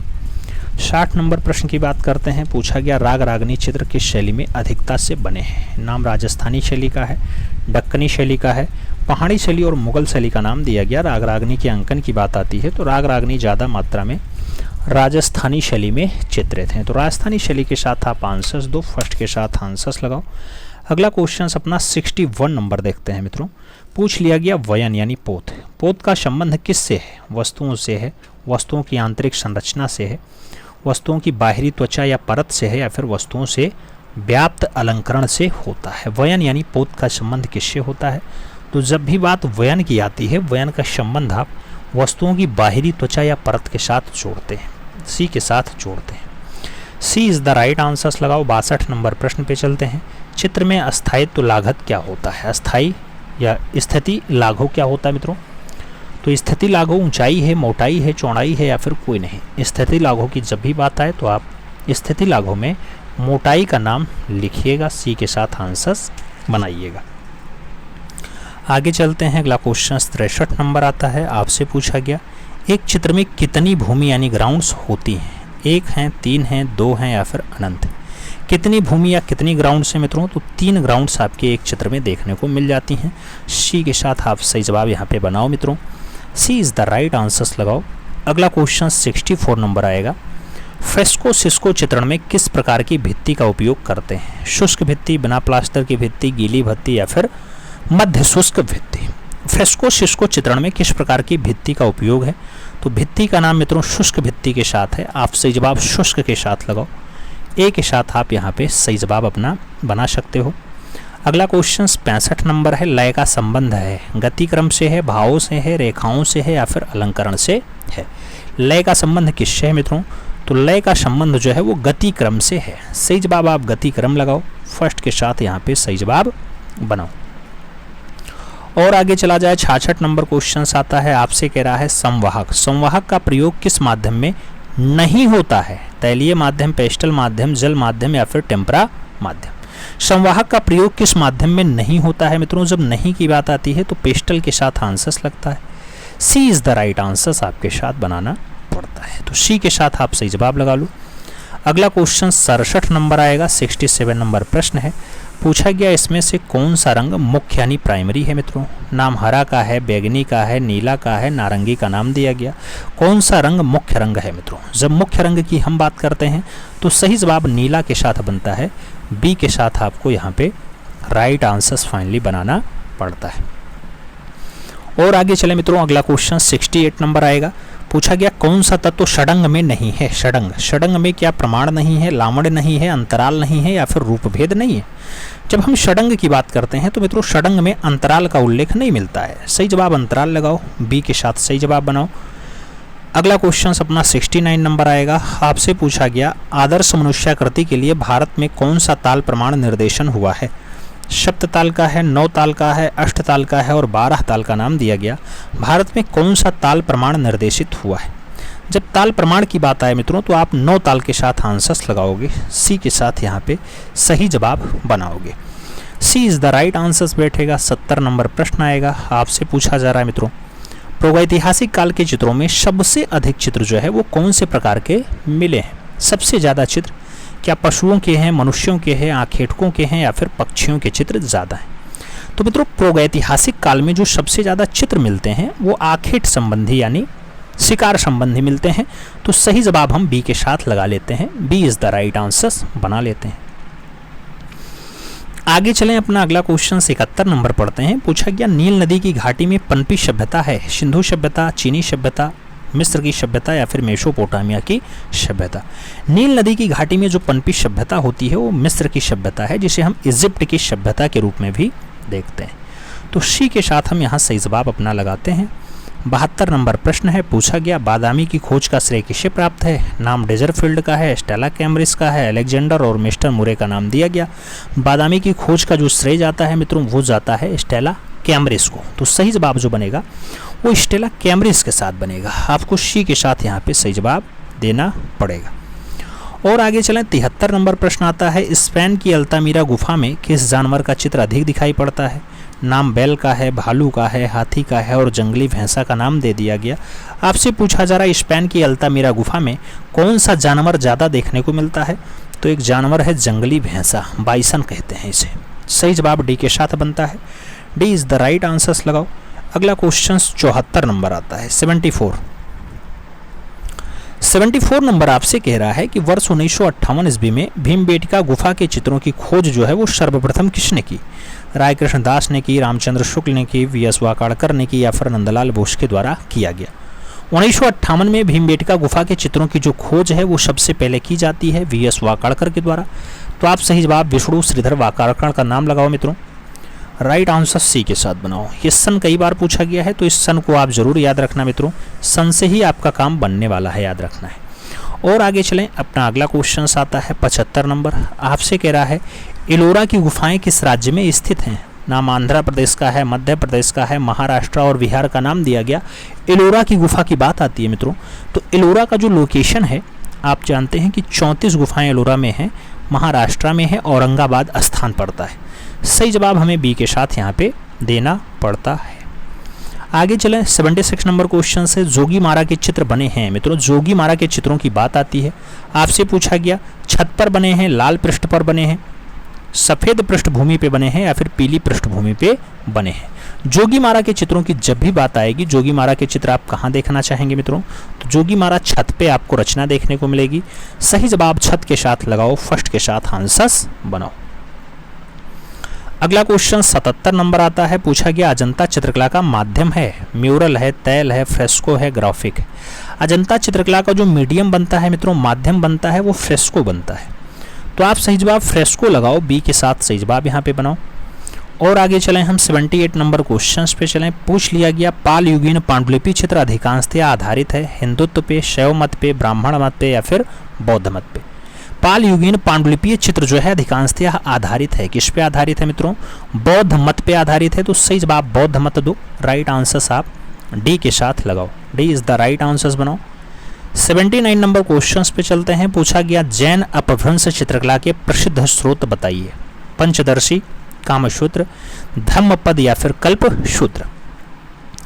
जैन अपभ्रंश चित्रकला के प्रसिद्ध स्रोत क्या है मित्रों? तो फेमस स्रोत की जब भी बात आए तो आप कल्पसूत्र के साथ आंसर्स देना, D is the right answers यहाँ पे बनेगा।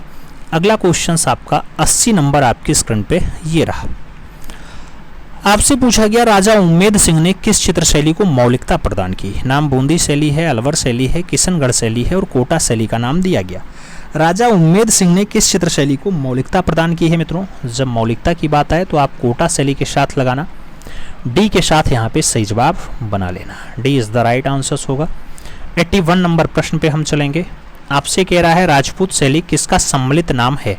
राजस्थानी और मुगल का नाम है, अपभ्रंश और किशनगढ़ का नाम है, राजस्थानी और पहाड़ी का नाम है या फिर जयपुरी और ईरानी का नाम है। राजपूत शैली किसका सम्मिलित नाम होता है मित्रों? तो सम्मिलित नाम राजस्थानी प्लस पहाड़ी का होता है। सी के साथ हम सही जवाब यहाँ पे लगाते हैं, सी इज द राइट आंसर्स बनाएंगे। 82 नंबर प्रश्न पे चलेंगे। मुगल शैली में रंग बनाए जाते थे फूलों से, पत्तियों से, खनिज से या फिर इनमें से कोई नहीं। मुगल शैली में जो रंग बनाए जाते हैं मित्रों, वो रंग फाइनली खनिज से बने हुए हैं। तो सही जवाब खनिज रंग के साथ दो, बी के साथ आप राइट आंसर्स यहाँ पे बनाओ। अगला क्वेश्चन अपना 83 नंबर आता है। 83 नंबर क्वेश्चन क्या कह रहा है? मुगल चित्रकला में हिंदू विषयों का पोषक था, बाबर था, जहांगीर था, अकबर था या फिर शाहजहां रहा है। मुगल चित्रकला में हिंदू विषयों का जो पोषक होता है मित्रों, वो हिंदू विषयों को ज़्यादा चित्रित करवाने का काम अकबर के काल में हुआ। तो आप सही जवाब यहाँ अकबर देना, बी के साथ आंसर्स लगाना। और आगे चला जाए, अपना 84 नंबर प्रश्न आता है। महाराजा संसार चंद्र ने निम्नलिखित में से किस शैली को संरक्षण दिया? नाम किशनगढ़ शैली है, मुगल शैली है, पहाड़ी शैली है और राजपूत शैली का नाम दिया गया। महाराजा संसार चंद्र ने कौन सी शैली को संरक्षण दिया है मित्रों? जब संरक्षण देने की बात आए तो आप पहाड़ी शैली के साथ आंसर्स लगाओ, बी के साथ सही जवाब यहाँ पे बनाओ, B is the right answers होगा। 85 नंबर प्रश्न पे चलेंगे। कंपनी शैली के भारतीय केंद्रों में प्रसिद्ध है मुर्शिदाबाद, पटना, कलकत्ता और दिल्ली का नाम दिया गया। कंपनी शैली के भारतीय केंद्रों में जो ज़्यादा फेमस है मित्रों, वो स्थान होता है पटना। तो बिहार की राजधानी पटना, आंसर्स लगाओ आप, सी के साथ सही जवाब बनाओ। आगे चलेंगे, 86 नंबर क्वेश्चन आएगा। पूछा गया आपसे छोटे छोटे रंगीन कांच के टुकड़ों से धरातलीय अलंकरण में मणिकुट्टियम कार्य किस शैली की विशेषता है? मणिकुट्टियम कार्य क्या गोथिक शैली में हुआ, बरोक शैली में हुआ, बाइजेंटाइन में हुआ या फिर पुनरुत्थान शैली में हुआ? छोटे छोटे रंगीन कांच के टुकड़ों से धरातलीय अलंकरण किया गया, मणिकुट्टियम उसे कहा गया और ये बाइजेंटाइन की विशेषता होती है मित्रों। तो आप सही जवाब बाइजेटाइन के साथ देना, बी के साथ सही जवाब यहाँ पे लगा लेना। B is the right answer बैठ रहा है। हम 87 नंबर क्वेश्चन पे चल रहे हैं। किसने 1849 ईस्वी में लोरेंजो तथा इसाबेला, ये कैनवास पर तैलीय चित्र है मित्रों, ये बहुत प्रशंसा हुई, किसने बनाया? जासुआ रोनाल्ड्स ने बनाया, पिकासो ने बनाया, जान एवरेटो मिसेल के द्वारा बनाया गया, या फिर वॉन गॉग की रचना है। लोरेंजो तथा इसाबेला की बात आती है, कैनवास पर तैलीय माध्यम की रचना है मित्रों, इसको जान एवरेटो मिसेल के द्वारा बनाया गया है। तो आप बी के साथ सही जवाब यहाँ पे लगा लेना, B is the right answer हो जाएगा। 88 नंबर प्रश्न पे चलेंगे। 19वीं सदी के पूर्वार्ध में जो कला आंदोलन प्राचीन शास्त्रीय कला की प्रेरणा लेकर के चला था वह है गोथिक है, नवशास्त्रीयतावाद है, रोमांसवाद है, या फिर यथार्थवाद है। तो मित्रों उसे नवशास्त्रीयतावाद कहा जाता है, सी के साथ आंसर बनता है। आप सी के साथ यहाँ पे सही जवाब बनाना मित्रों। आगे चला जाएगा। 89 नंबर प्रश्न आता है। हालैंड के चित्रकार ने रात्रि के प्रहरी यानी द नाइट ऑफ वॉच, ये किस की जो है चित्रकृति थी आपको बताना है। रात्रि के प्रहरी रिबेरा की है, निकोलस पुलिस की है, रेम्ब्रा की है, या फिर हॉल्स की है। रात्रि के प्रहरी की बात आती है तो हालैंड का चित्रकार होता है मित्रों, उसका नाम रेम्ब्रा है। आप सही जवाब यहाँ पे रेम्ब्रा के साथ देना, बी के साथ सही जवाब लगा लेना, B is the right answer आएगा। 90 नंबर प्रश्न पे हम चलेंगे। आपसे कह रहा है बरोक चित्रशैली का प्रमुख चित्रकार था, रूवेंस था, कुर्बे था, ड्यूरर था, या फिर दोमिए रहा है। बरोक चित्रशैली का प्रमुख चित्रकार कौन होता है मित्रों? तो रूवेंस होता है। आप यहाँ पे जो ऑप्शंस लगाइएगा उसमें रूवेंस के साथ आंसर दीजिएगा, first is the right answer आपका बनेगा। 91 नंबर प्रश्न है। रहस्यमयी तथा उत्तेजक विषयों की जॉर्जियोन द्वारा अंकित चित्र है, प्रसिद्ध चित्र कौन सा है मित्रों?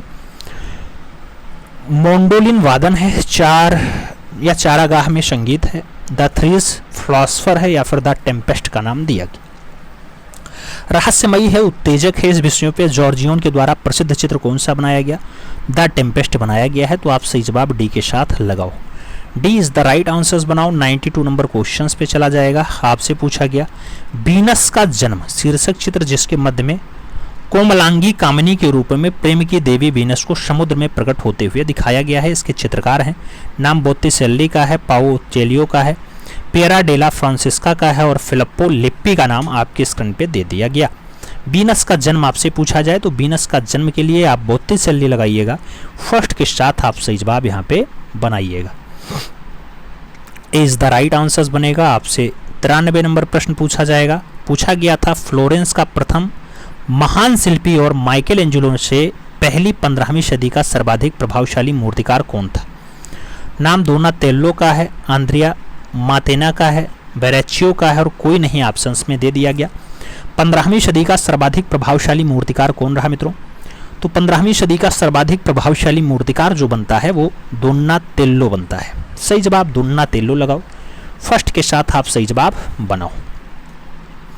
अगला क्वेश्चन हम 94 नंबर पे चलते हैं। पूछा गया आपसे लियोनार्डो दा विंची का सबसे अधिक चर्चित चित्र रहा है, अंतिम भोज रहा है, एथेंस का विद्यालय रहा है, मोनालिसा रहा, और स्टेंज का नाम आपकी स्क्रीन पे दे दिया गया।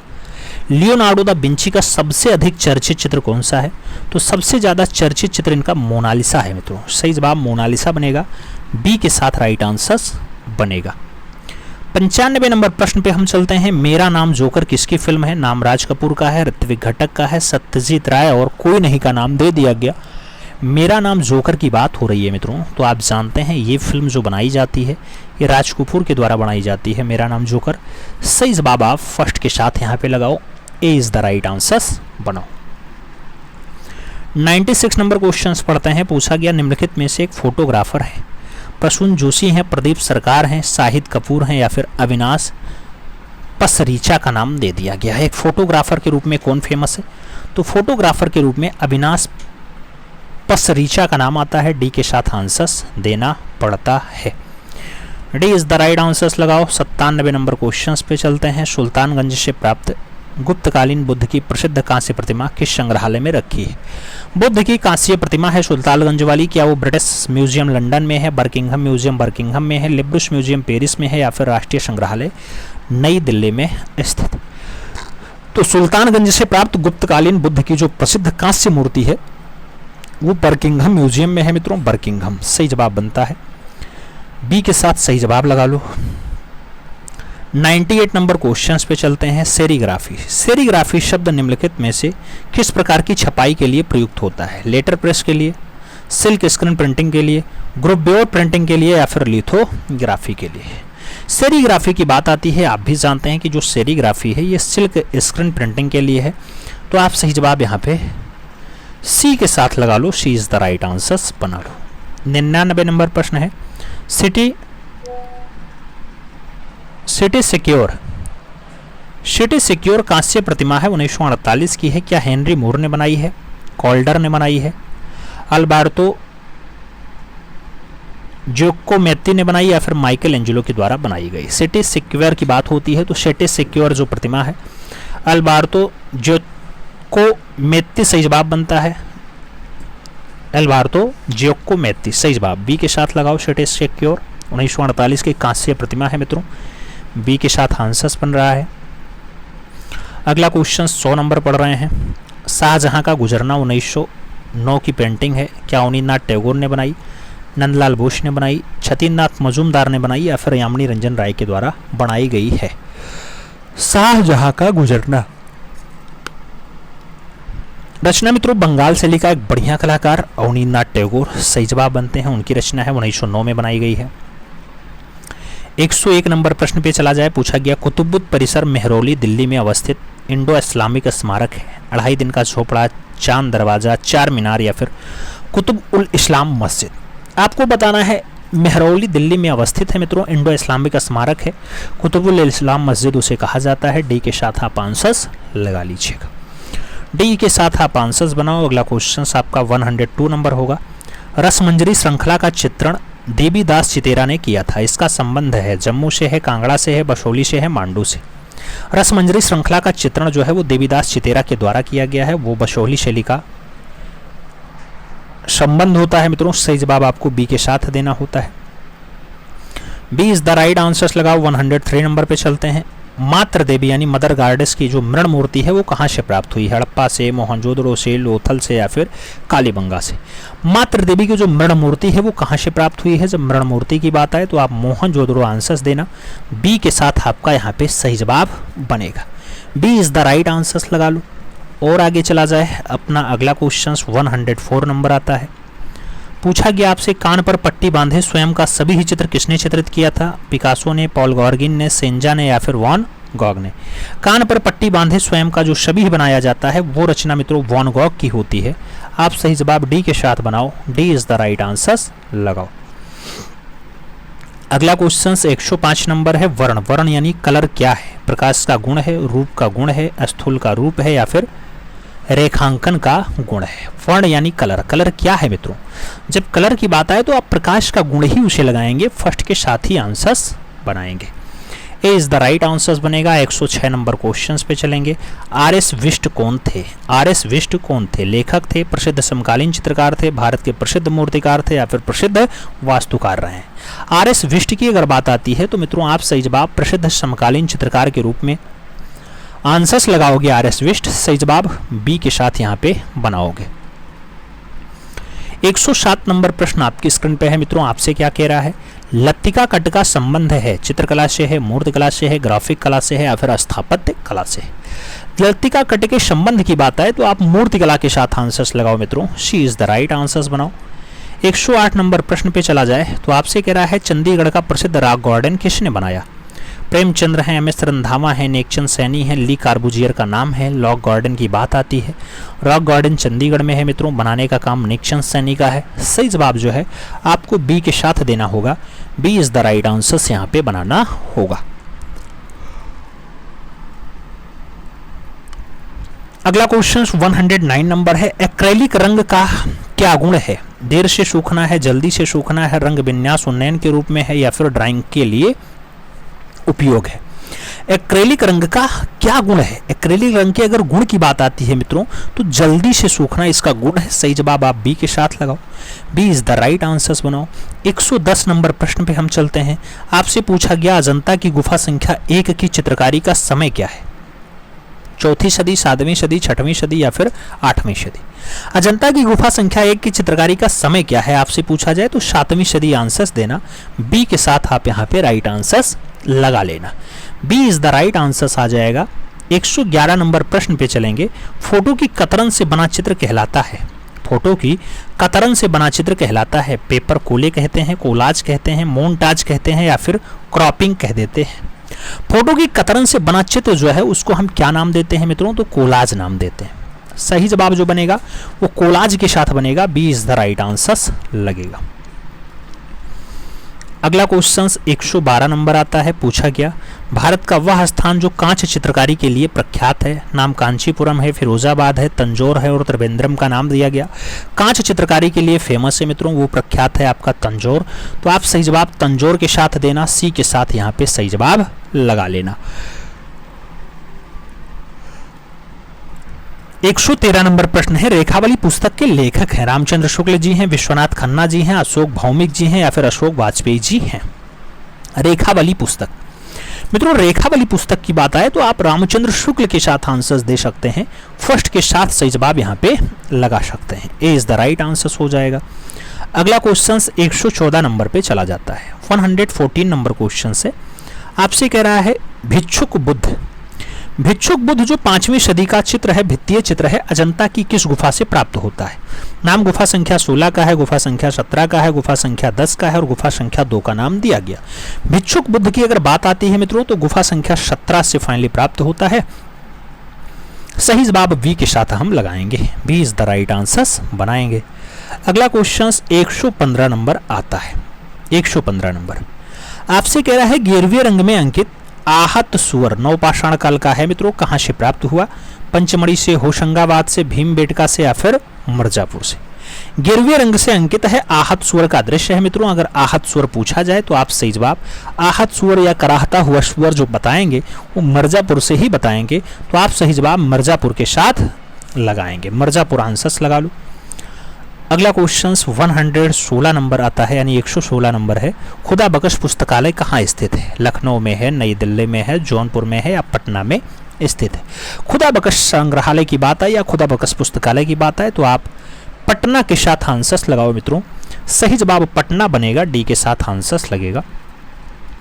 अगला क्वेश्चन 117 नंबर पढ़ा जाए। आज का भारतीय चित्रकार उन्मुख है। भारतीय पारंपरिक कला शैली की ओर उन्मुख है, एकेडमिक शैली की ओर उन्मुख है, अमूर्त शैली की ओर उन्मुख है या फिर प्रतीकवाद शैली की ओर जो है वो उन्मुख है। आज का भारतीय चित्रकार उन्मुख है। तो आज का जो भारतीय चित्रकार है मित्रों वो अमूर्त शैली की ओर जो है जाना चाहता है, अमूर्त शैली की ओर उन्मुख है। शी के साथ आंसर्स बनेगा। 118 नंबर प्रश्न पे चला जाए। डॉक्टर जगदीश गुप्त विशेषज्ञ थे राजस्थानी कला के, मुगल कला के, पहाड़ी कला के या फिर प्रागैतिहासिक कला के। डॉक्टर जगदीश गुप्त जो विशेषज्ञ बनते हैं वो प्रागैतिहासिक से संबंधित बनते हैं। तो आप सही जवाब प्रागैतिहासिक कला के साथ लगाओ। डी के साथ अपना सही जवाब बनाओ। 119 नंबर प्रश्न है। शुंगकालीन उदयगिरी और खंडगिरी की गुफाएं कहाँ स्थित हैं? भोपाल में है, विदिशा में है, भुवनेश्वर में है या फिर कांगड़ा में स्थित है? तो मित्रों शुंगकालीन जो गुफाएं हैं उदयगिरी और खंडगिरी की, इनका संबंध भुवनेश्वर से होता है। तो आप भुवनेश्वर लगाओ। बी के साथ आप आंसर्स बनाओ। अगला क्वेश्चन पढ़ा जाए तो 120 नंबर आता है। पूछा गया अजंता की प्राचीनतम चैत्य गुफा है। गुफा संख्या 9 है, गुफा संख्या 10 है, गुफा संख्या 16 है या गुफा संख्या 1 है? अजंता की प्राचीनतम चैत्य गुफा कौन सी है मित्रों? तो सही जवाब गुफा संख्या 10 का आता है। बी के साथ सही जवाब लगाते हैं। बी इज द आप राइट आंसर्स लगाओ मित्रों। अगला क्वेश्चन 121 नंबर आएगा। आपसे पूछ रहा है भारतीय चित्रकला का स्वर्ण युग कहा जाता है? अजंता को, जोगीमारा को, पाल लघु चित्रों को या फिर भीमबेटका को? भारतीय चित्रकला का जो स्वर्ण युग है मित्रों वो अजंता को ही कहा जाता है। तो आप सही जवाब अजंता लगाओ। फर्स्ट के साथ आप सही जवाब बनाओ। ए इज द राइट आंसर आता है। अगला क्वेश्चन 122 नंबर है। आपसे कह रहा है होयसल मंदिरों की शैली है। द्रविड़ है, वेशर है, कलिंग है या फिर नागर है? होयसल मंदिरों की जो शैली बनती है मित्रों वो वेशर शैली होती है। तो सही जवाब वेशर के साथ देना। बी के साथ आप राइट आंसर्स यहाँ पे बना लेना। और आगे चलते हैं। 123 नंबर प्रश्न आता है। पूछा गया चित्रकला की दृष्टि से बादामी की कौन सी गुफा महत्वपूर्ण है? नाम पहली गुफा है, तीसरी गुफा है, दूसरी गुफा है और चौथी गुफा का नाम दिया गया। चित्रकला की दृष्टि से बादामी की कौन सी गुफा महत्वपूर्ण बताई गई? तो बादामी की तीसरी गुफा चित्रकारिता के लिए महत्वपूर्ण बताई गई। सी के साथ आपको यहाँ पे राइट आंसर्स बनाना होगा मित्रों, सी इज द राइट आंसर्स होगा। अगला क्वेश्चन 124 नंबर आता है। आपसे पूछा गया भारत कला भवन वाराणसी के प्रथम और आजीवन निर्देशक रायकृष्ण दास थे। इसके प्रथम और आजीवक सभापति या अध्यक्ष कौन बनते हैं? मदन मोहन मालवीय का नाम है, रविन्द्रनाथ टैगोर का नाम है, जवाहरलाल नेहरू का नाम है मित्रों, और वासुदेव शरण अग्रवाल का नाम दिया गया। तो आजीवक जो सभापति होते हैं वो पहले और आजीवन सभापति रविन्द्रनाथ टैगोर रहे हैं। आप बी के साथ यहाँ पे सही जवाब लगाना मित्रों, B is the right answers बनाना। 125 नंबर प्रश्न आपकी स्क्रीन पे है। प्रसिद्ध लेखक हैं, समीक्षक हैं और संस्कृत कर्मी रहे हैं कृष्ण नारायण कक्कड़, मदन लाल नागर, जगदीश स्वामीनाथन और एस.एल. ठाकुर का नाम दिया गया। प्रसिद्ध लेखक, समीक्षक और संस्कृत कर्मी कौन रहे? तो लेखक भी हैं, समीक्षक भी हैं और संस्कृत कर्मी भी हैं। ऐसा काम कृष्ण नारायण कक्कड़ का है। तो आप सही जवाब फर्स्ट के साथ लगा लेना, ए इज द राइट आंसर अपना बना लेना। तो फर्स्ट के साथ यहाँ पे आप सही जवाब लगाओ। अब मित्रों आपसे बारी है पूछने की कि इस 125 क्वेश्चंस में आपने कितने क्वेश्चन सही किए। ईमानदारी के साथ बताना। वीडियो अपने इष्ट मित्र तक जरूर शेयर करना जिससे वो लोग भी लाभान्वित हो पाए। और चैनल पे अगर नए हैं तो चैनल को सब्सक्राइब करें, बेल आइकन जरूर प्रेस करें जिससे नोटिफिकेशन टाइम से मिले और आप चैनल का भरपूर लाभ समय से ले सकें। मिलते हैं शॉर्ट में, तब तक के लिए दिल से सैल्यूट। जय हिंद।